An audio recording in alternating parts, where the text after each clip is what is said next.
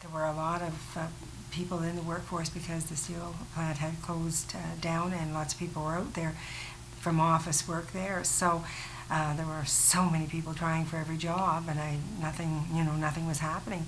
And until I got a job, we had to have some way of surviving. I had a breakdown, a mental breakdown, and then the medicines that they had started me on when I was in the hospital from the breakdown, they had an influence on my weight. They hindered, I guess, my metabolism, and I started really gaining weight, and of course my eating habits didn't help. I've been a gypsy. That's the best way I can explain it. I was just, anywhere I could find somewhere to stay, I stayed.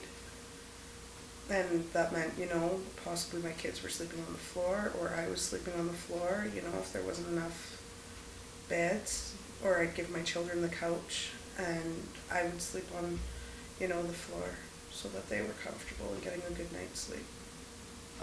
I basically didn't have a home. We were just squatting at other people's place, taking over other people's places and stuff like that, just moving from place to place every week or so, or 2 weeks.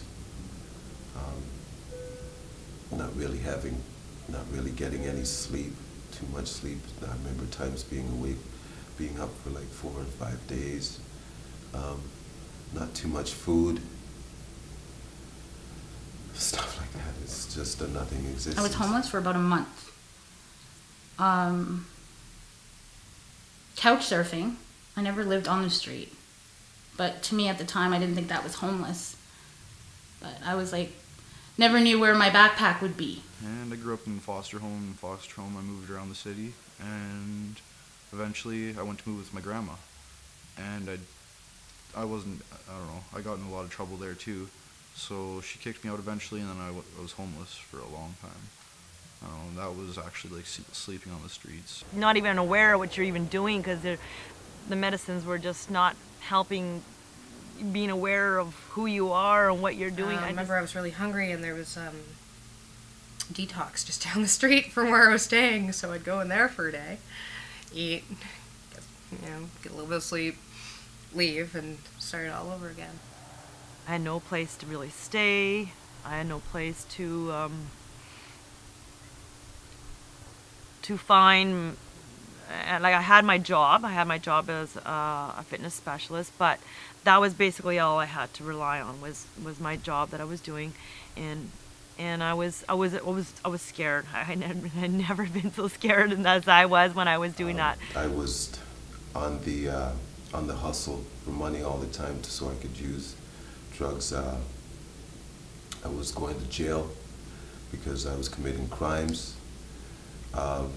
Let's say I was going to jail every 6 to 8 months, sometimes longer.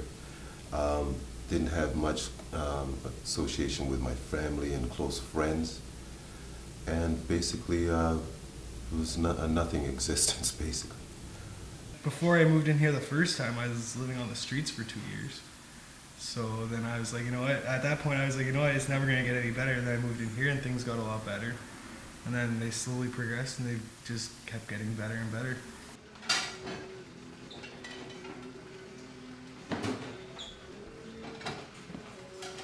I think people who live in poverty have lost a lot of dignity. I think they're treated like they have no dignity to begin with, and then they start feeling that way. It's a self-fulfilling prophecy, really.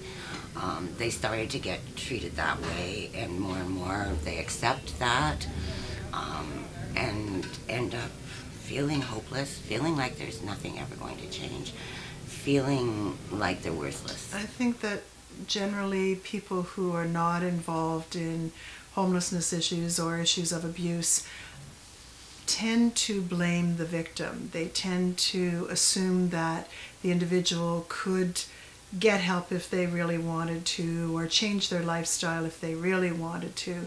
And yet what I've learned and what studies have shown us is that this is a lifetime of layering upon layering of abuses, neglect, negative reinforcement, both within a family unit and externally by individuals in society. I've been involved with agencies. I've been involved with courts, jails, mental institutions since the age of 13.